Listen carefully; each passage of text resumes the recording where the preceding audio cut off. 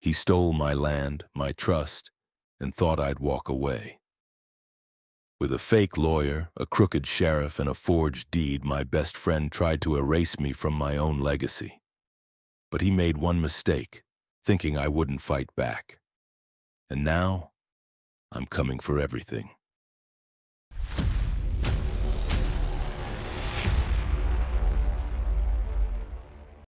I've never been a man who gets sentimental about land. Dirt is dirt, and fences are just lines we draw in it. But when my father passed away and left me the family ranch out in New Mexico, something shifted. Maybe it was the silence of that wide-open land, or maybe it was the fact that it was the only thing left of him I could still walk on. I didn't live out there, hadn't for years, but I never let it go either. It was mine. Simple as that. I live in Albuquerque now, work as a mechanic. Nothing fancy, but it pays the bills. Clean hands never appealed to me anyway. My place is modest. Rented house, 2 old Harleys in the garage, a fridge full of beer, and enough tools to rebuild a tank if I had to. My best friend, or so I thought at the time, is Rick Donovan. We met in the Army. Iraq, 2005. He saved my ass once when a mortar hit too close. After that, we were like brothers. He stayed in longer, got into logistics. When he got out, he went into real estate development. Said he liked turning forgotten places into money. That should have told me something right there. Rick would always ask me about the ranch. Said it sounded picturesque, like he was reading from a brochure. He asked about the title, zoning, mineral rights, who was paying the taxes, all the stuff I never gave much thought to. I just laughed and told him it was a pile of dust with some fencing and a collapsed barn. Nothing special. He'd nod and smile like he was storing every word away in some mental notebook. I didn't think twice. Hell, I trusted him more than my own damn brother. A few months ago, something clicked in me. Maybe it was turning 42 and realizing I hadn't taken a break in over a decade. Maybe it was seeing one too many TikToks of people growing tomatoes and pretending it's a life philosophy. I decided it was time to do something with the ranch, clear the weeds, rebuild the barn, maybe get a couple horses. I wanted space again, space and silence. I needed it, so I packed up my truck, tools, cooler, tent, and made the drive out. The sun was just starting to burn off the morning haze when I pulled up the old dirt road, but something looked off. Real off.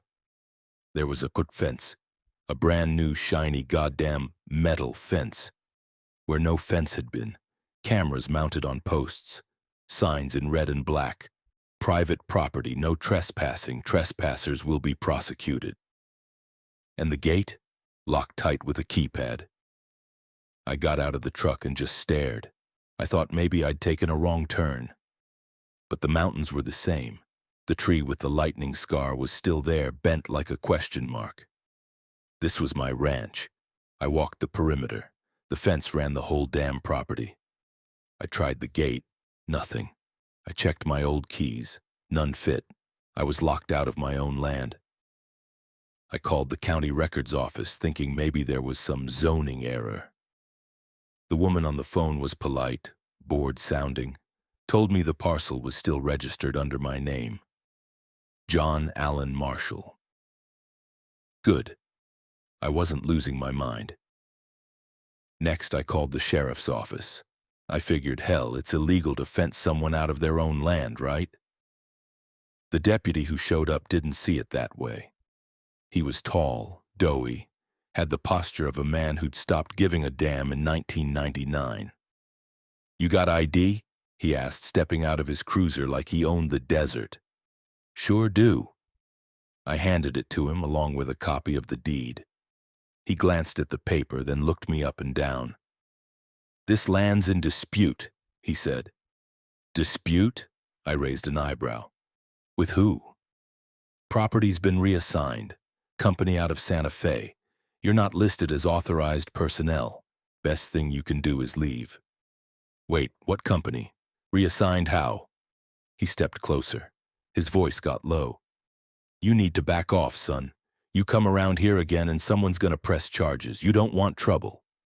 I wanted to scream. Instead, I clenched my jaw and nodded. Right. He gave me that look cops give you when they know something you don't, and like it that way. Then got in his cruiser and drove off. I stood there, sweating, heart pounding, staring at the sign that now told me I was trespassing on what used to be mine. I drove back to the city in silence. I didn't turn on the radio, didn't call anyone. Just sat in that buzzing quiet of betrayal and disbelief. The only person I called that night was Rick. He picked up on the second ring, all cheer and concern. "Johnny, what's up, man? You sound like hell." "I went out to the ranch," I said. "There's a fence, cameras, signs. Some sheriff threatened to arrest me." "What the hell?" he said like I was describing someone else's nightmare. "That's insane.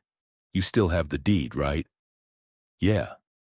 He paused for a moment, then said, "Listen, I know a guy, real estate lawyer, smart, fast, not too expensive. Want me to get you his number?" I agreed. What else could I do? Rick texted it to me 5 minutes later. A. Spencer, land and title specialist.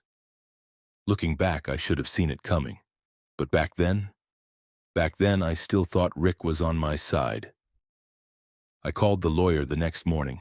His name was written on the business card Rick gave me. Alan Spencer, land and title specialist. Which sounded official enough to calm me down for about 5 seconds. He picked up on the first ring, like he'd been staring at the phone waiting for my call. "Mr. Marshall, Rick told me you'd be reaching out," he said, his voice smooth as butter and twice as greasy. "Terrible situation, absolutely terrible, but don't worry, you came to the right man." We arranged a meeting at his office in downtown Albuquerque, a clean place with fake plants and the faint smell of copier toner. Certificates hung on the walls, framed and shiny. I didn't notice until later that none of them said New Mexico. In fact, one of them said State of Franklin, which doesn't exist. Should have been a red flag. Instead, I just nodded along like an idiot who wanted to believe everything was going to be okay. Alan looked over my deed, tapping his pen like he was deciphering ancient hieroglyphics. "Ownership disputes happen," he said. "Companies make clerical claims and the system just short circuits. I'll fix it." "How long will that take?" I asked. "Oh, not long," he said, waving his hand casually. "A few weeks, maybe a month. You just focus on living your life. I'll handle the mess." And I wanted to trust him because the alternative was admitting that I was already drowning. Weeks went by, then more weeks, then a couple more, month after month, and nothing changed, except my bank account. Alan sent me frequent invoices that used more legal words than actual actions. Document processing, compliance review, administrative correspondence. I paid them because every time I asked for progress, he'd say, "We're inches away from breakthrough, John, any day now." Inches, my ass. I tried going to the ranch again, same fence, same cameras, same keypad gate. This time I didn't call the sheriff. I didn't feel like getting shot over my own soil. Instead, I visited the county clerk's office again, only to get the same bored response. "Sir, it says here the title is under your name, but the access and occupation rights are currently pending resolution." Pending. Resolution. The kind of words that taste like dust.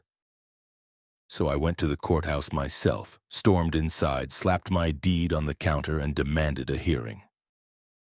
Miraculously, they scheduled one for mid-May, which was only a few weeks away.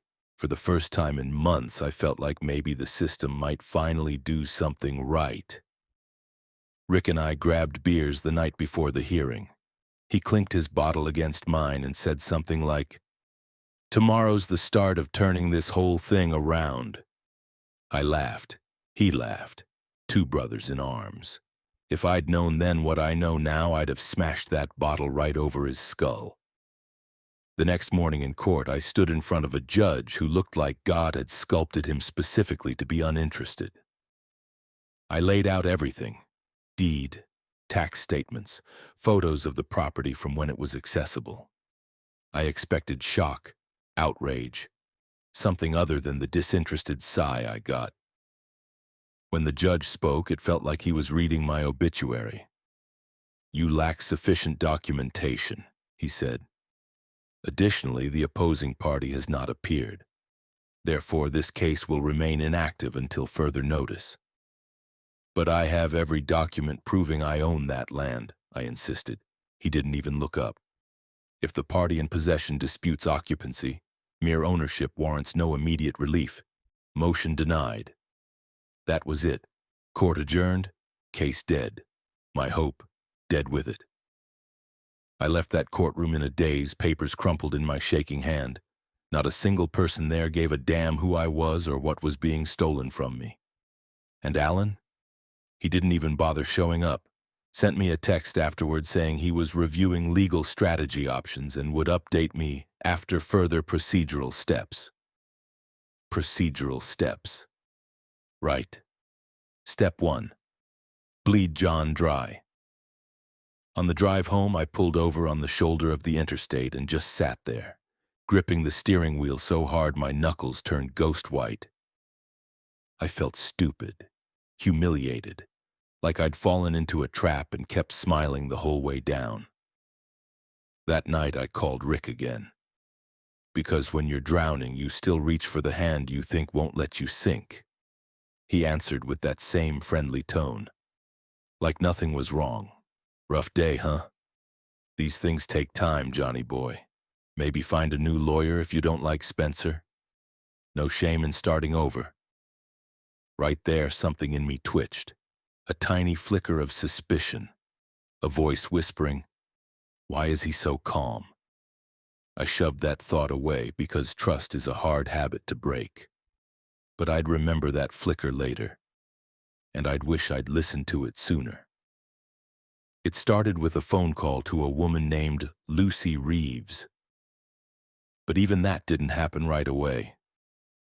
After the court kicked me in the teeth and Alan Spencer ghosted me like a one-night stand with bad credit, I spent a few days pacing around my garage like a damn caged animal. Rick kept checking in, friendly texts, quick calls, always upbeat. "You doing okay? Hang in there, brother. We'll get this sorted." That's what really started to itch under my skin, how casual he sounded. Too casual. The kind of casual you hear from someone standing on dry ground while you're flailing in quicksand. I finally did what I should have done months earlier. I stopped trusting everyone and started checking everything. Spencer was the first thread. I called the State Bar Association. After being transferred 3 times and spelling his name out twice, the woman on the phone said, "We don't have anyone licensed by that name in New Mexico." "Are you sure?" "We're very sure, Mr. Marshall." I sat there staring at the wall. My ears were ringing. So I called an old friend, a guy I'd helped out years ago when his car broke down outside town. He worked in private security now and gave me the number of someone he called a bloodhound in human form. That's how I got to them, Lucy Reeves. Her office was above a pawn shop on the bad side of town. The door had 3 locks and a sticker that said, "Smile, you're on camera." And I'm not convinced it was just for decoration. She was in her late 40s, wore a black leather jacket indoors, and looked at me like she'd already solved my case and was just waiting to see if I'd catch up. "I charge by the day. You pay up front," she said. "Fine. And if this turns into some domestic soap opera, I walk." It's not. It's worse. Over the next 2 weeks, Lucy peeled back layers I didn't even know existed. She moved like a ghost with a search warrant. First, she traced Spencer, real name. Alan Morris, multiple fraud charges in Arizona and Nevada, all quietly dismissed thanks to clerical errors. Not a real lawyer, not even close. Then came the sheriff. Walter Hill. Served 2 terms, known for being loyal to his friends and unusually slow when dealing with property complaints. Lucy found out he'd bought a brand new F-250 last year in cash. Paid off a mortgage, too. All shortly after the fence went up around my ranch. Next was the ownership trail. According to public records, my ranch had been reassigned to a shell company called Crimson Earth Holdings, LLC, registered in Delaware, a state where you can legally list a hamster as your board of directors. The LLC had 2 layers of dummy companies on top of it, but Lucy pulled the financials like teeth from a rotting jaw. You know whose name was at the end of that trail? Rick Donovan.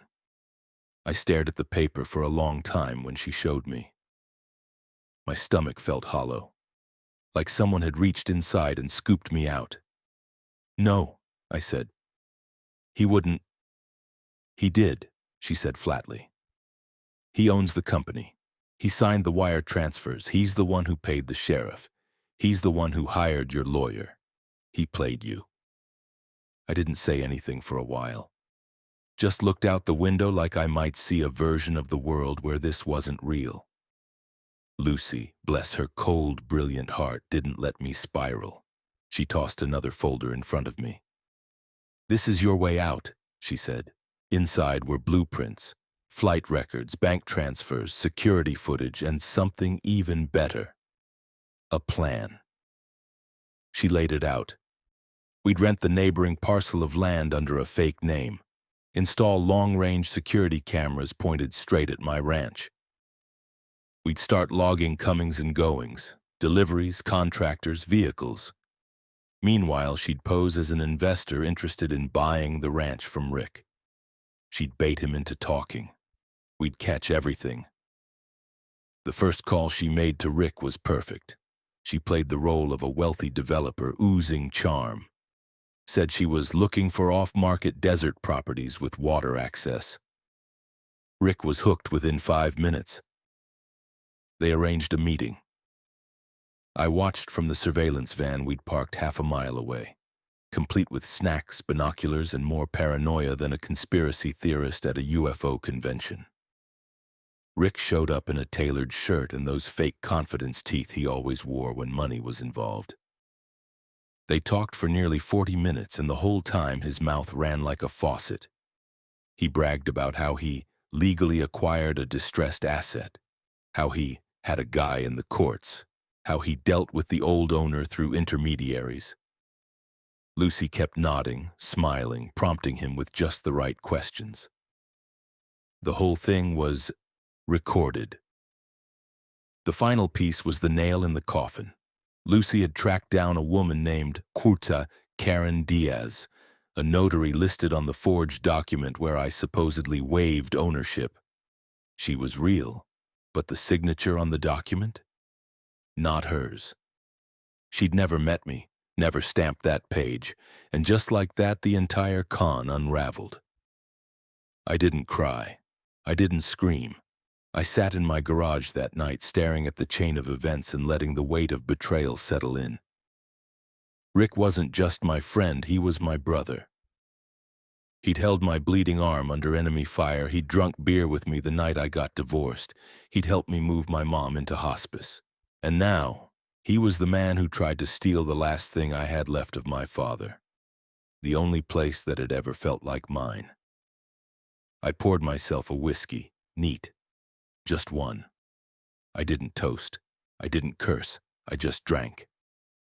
Then I stood up, looked in the mirror and said, "All right, John, let's burn the whole thing down." We didn't go to the police right away. Lucy said we had to be smart about it. This wasn't just about some forged documents and a stolen ranch anymore. This was a multi-level fraud operation involving law enforcement, a fake attorney, and a man who knew how to scrub tracks almost better than he knew how to drink whiskey. Almost. The first domino we pushed was Sheriff Walter Hill. Lucy forwarded everything we had, emails, phone logs, financial transfers, to a contact in the New Mexico Attorney General's office. A straight-arrow prosecutor named Rosa Alvarez, who had a reputation for chewing up dirty cops like sunflower seeds. She agreed to open an internal investigation under the radar, not public, not yet. In the meantime, we baited the trap. Rick had no idea we were onto him. That was our biggest weapon. He thought I was broken, legally blocked, mentally exhausted, financially drained. And maybe I was. But that didn't mean I was done. Lucy crafted a perfect setup. She posed as Claire Winthrop, a Colorado investor with an interest in buying high-value land off-market. She scheduled a follow-up meeting with Rick to discuss offer terms. While he buttered her up in a Santa Fe cafe, we had a forensic team sweeping through public records offices, pulling title transaction trails, document access logs, and surveillance footage from the day my deed changed hands. Everywhere we looked, Rick's fingerprints were there, just lightly enough to give him plausible deniability, but deeply enough that he couldn't wash them off if the light hit just right.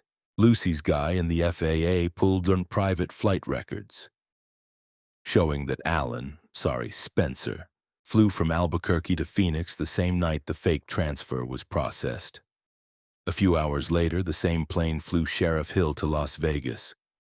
Vacation, maybe? Coincidence? Sure. And I'm the Queen of England. We compiled everything into a neat little bundle, handed it off to Alvarez, and waited. The hammer came down. 3 weeks later. Early on a Monday morning, Hill showed up to work like any other day, parked his county-issued SUV, and walked into the station with a coffee in hand. The Mod FBI met him at the front desk, guns drawn, cuffs on. They marched him out in front of the whole building. Turns out that F-250 he paid cash for was financed with a bank account tied directly to Crimson Earth Holdings, the shell company Rick had used to buy my ranch. They also found $87,000 in unmarked bills. Hidden in his garage, tucked inside a Christmas decoration box labeled Family Lights. I guess corruption is festive now. Alan was picked up the same day, this time in Las Vegas, trying to board a private jet with a fake ID and a briefcase full of burner phones. When they opened his laptop, they found a spreadsheet titled Fee Dispersal, JM Ranch, Con of, which I assume didn't stand for just messing. He sang like a parrot on amphetamines, gave up everything, timelines, names, contacts. He even confessed that Rick had been planning this for over a year, feeding me legal advice, steering me toward the fence, prepping the documents before I even thought about visiting the land again. The final domino was the judge. I didn't even think we could touch him. Federal judges are like gods in the desert, untouchable, unmovable, and rarely wrong. But Lucy didn't care about titles.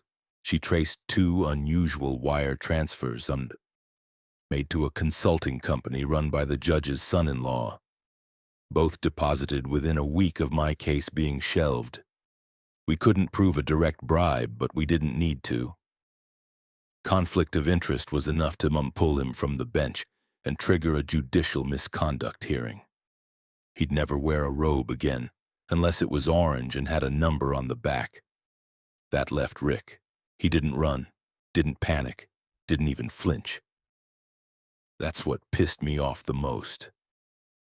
When the FBI showed up at his temporary office, a glass-walled showroom he was using to woo another fake buyer Lucy had planted, he looked right at the agent and said, "About time." Like he was expecting it. They arrested him mid-negotiation in front of 2 clients and a barista. They cuffed him without a fight. He smirked the whole way out like he was still in control, like he thought the system wouldn't touch him. I was there, sitting across the street in Lucy's car, watching the scene play out through binoculars. He saw me, and I swear to God the bastard winked. We drove in silence for a while after that. I didn't know what to say. Part of me hoped he'd panic, run, curse, plead, but no. He was smiling, still playing whatever game he thought he was winning. "He thinks this is a delay," I finally muttered. "He thinks we're bluffing." Lucy nodded slowly. "He doesn't know what's coming." That night I dug out an old photo from a shoebox in my closet. It was me and Rick back in Iraq, covered in dirt, flipping off the camera with stupid grins on our faces. He had his arm around my shoulder like we were family. I stared at that photo until my eyes burned. Then I ripped it in half. The courthouse was colder than I expected. Not temperature-wise, emotionally. Like the whole building had been drained of warmth and pumped full of old paper and failed promises. It was the kind of place where justice didn't roar. It shuffled. But not today. Today. My name was on the docket. Marshall V. Donovan et al.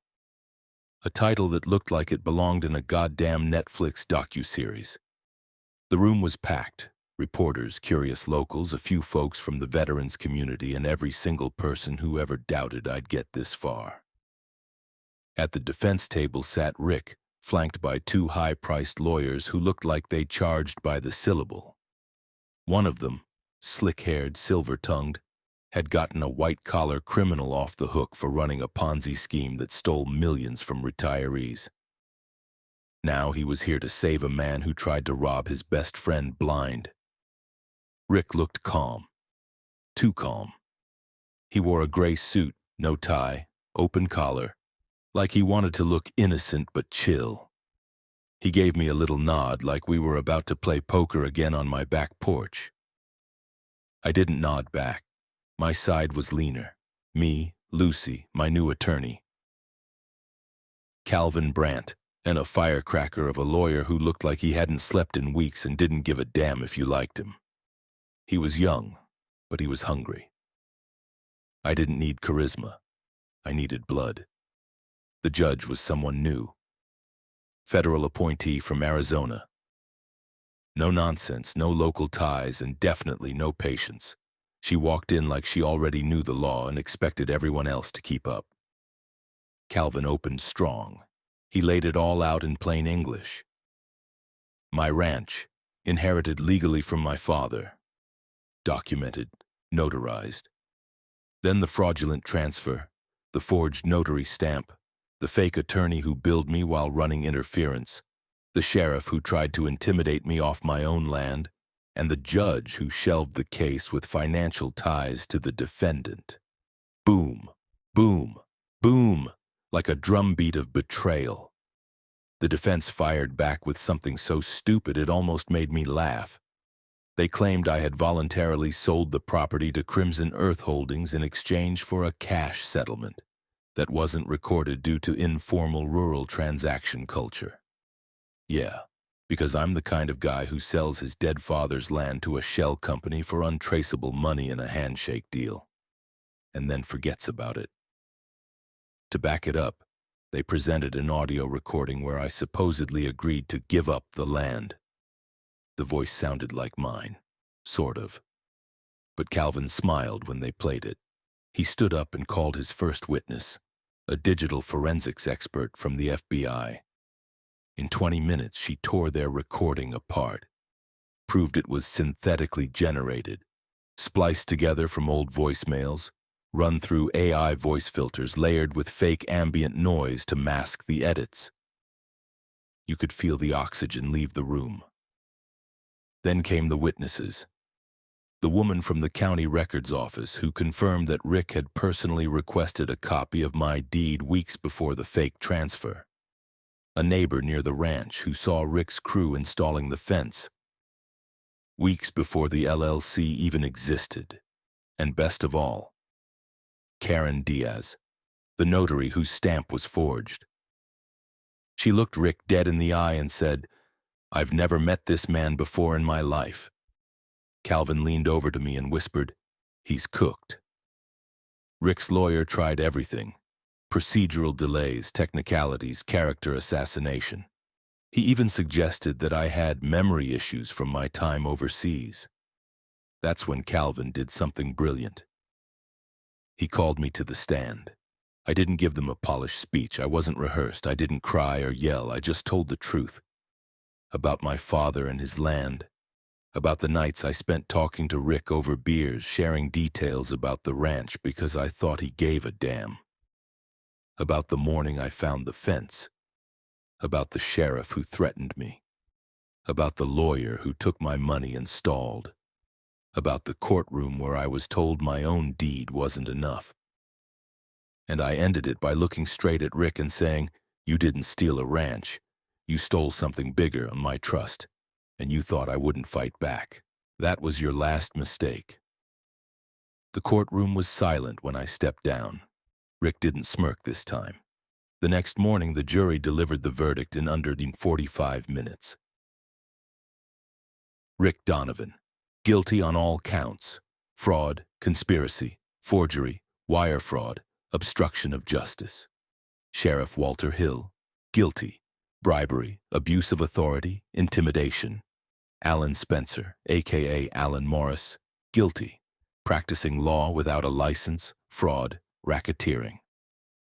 Judge Reynolds, removed from office, facing separate charges under federal judicial review.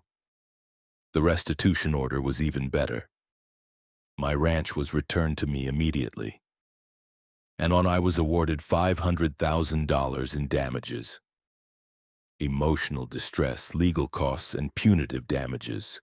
Enough to rebuild the ranch and then some. Rick didn't say a word when the sentence was read. 20 years. No parole for at least 12.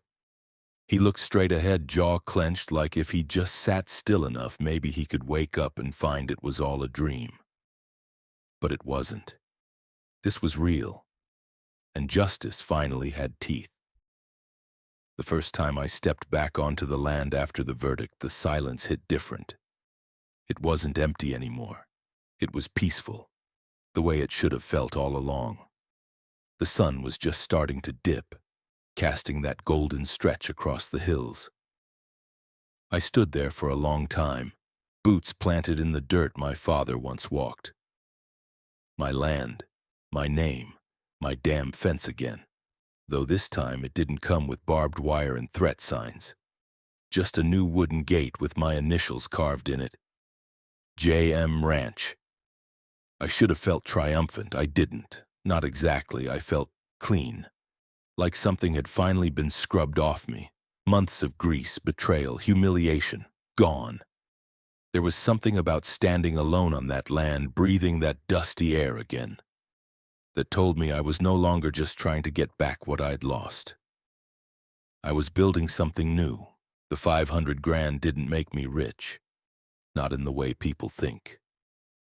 Most of it went into repairs, equipment, permits, and clearing out what Rick's contractors had dumped or buried here. I found concrete slabs where they'd tried to prep for a guest house. Generator wiring snaked through the weeds, cameras, power lines, and even a half-built septic tank. Like he was building his own kingdom right on top of my bones. We tore it all out. Every screw, every bolt. Reclaimed everything. Then I started over, not alone. I hired a few good people from town. Folks who knew construction, fencing, irrigation. One of them, old Roy, used to work for my dad years ago. He shook my hand with tears in his eyes the first day. Said, "Glad it's back where it belongs, son." Damn near broke me. I built a small house. Not fancy, but strong. Big porch, wood stove, 2 bedrooms, just enough room to breathe. One of those bedrooms I turned into a reading room with a whiskey cabinet and a battered armchair from my old place. Lucy came out to visit once the house was finished. She brought coffee and a dusty bottle of scotch that tasted like burnt oak and vengeance. "You're not just rebuilding a ranch," she said. "You're putting up a flag." She wasn't wrong. Word spread fast, faster than I expected. Reporters came sniffing around trying to turn my case into a poster story for property rights. I turned most of them away. But I did sit down for one piece with a national outlet, mostly because I wanted people to know what could happen when you trust the wrong hands and the law looks the other way.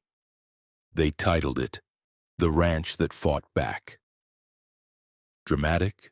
Sure, but not entirely wrong. Then something happened I didn't see coming. Emails, dozens of them, from folks who'd been scammed. Small landowners, veterans, people who'd signed paperwork they didn't understand and lost everything. Some of them were angry, others were broken.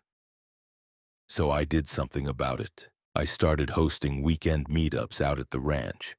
No banners, no slogans, just folding chairs, coffee, and fire pits.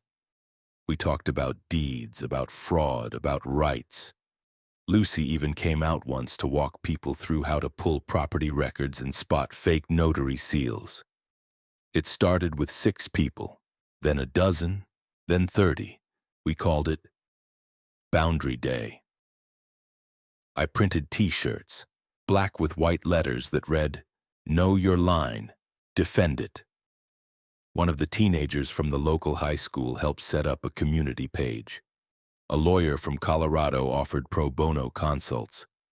A few ranchers from West Texas drove in just to shake my hand and ask what security system I used.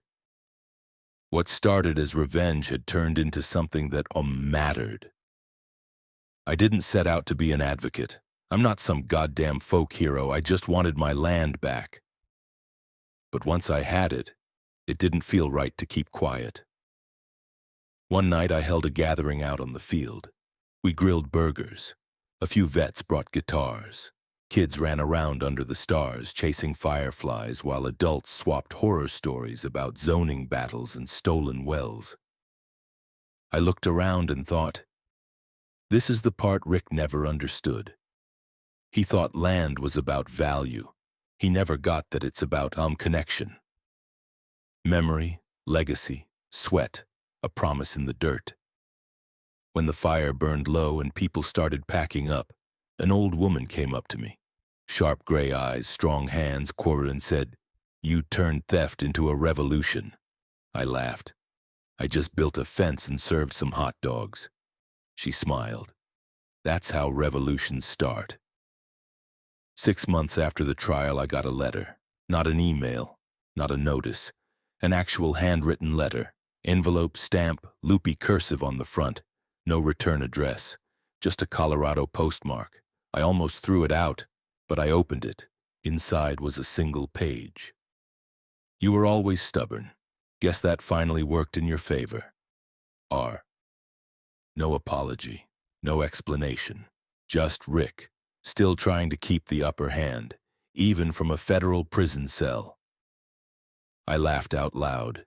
The chickens in the yard didn't seem impressed. I crumpled the letter, tossed it into the fire pit, and went back to hammering the new signpost by the road. It read, "Private property. Trespassers will be educated." I figured it'd confuse just enough people to be effective. Life's different now. The ranch is running slowly but surely. I've got a couple horses, 2 stubborn goats, and a mutt named Bullet who barks at clouds and herds chickens like he's auditioning for a job that doesn't exist. The community events are still going strong. Last week we had a retired judge from Arizona give a talk on how not to get screwed by title loopholes. He brought donuts, said it was the most relaxed courtroom he'd ever seen. Lucy's still around. She says she doesn't do domestic cases, but she never turns down my coffee and always answers when I call. Last time she visited, she brought a book on land sovereignty and tribal regions and said, "This stuff's your next fight." I told her I'd think about it. But really, I just want peace for a while. Sometimes I still think about Rick, about what we went through in the war, about the laughs, the late nights, the moments where it all felt real. I can't erase those memories, and I don't want to. You don't heal by pretending the past didn't happen. You heal by owning it. Same way you own land, by standing on it, by defending it, by rebuilding even after the bastards have tried to bury you. Last week, a neighbor's kid asked if I was the guy from the lawsuit videos. I said, "I guess so." He said, "You're kind of famous now." I said, "Famous doesn't feed the goats, kid. Grab a shovel. We've got wildflowers blooming in the backfield now, patches of purple and yellow pushing through the dirt like tiny flags, like the land itself is reclaiming its voice. And me? I've stopped looking over my shoulder. I walk my land every morning, fence line to fence line. Sometimes I talk to my dad while I do, out loud.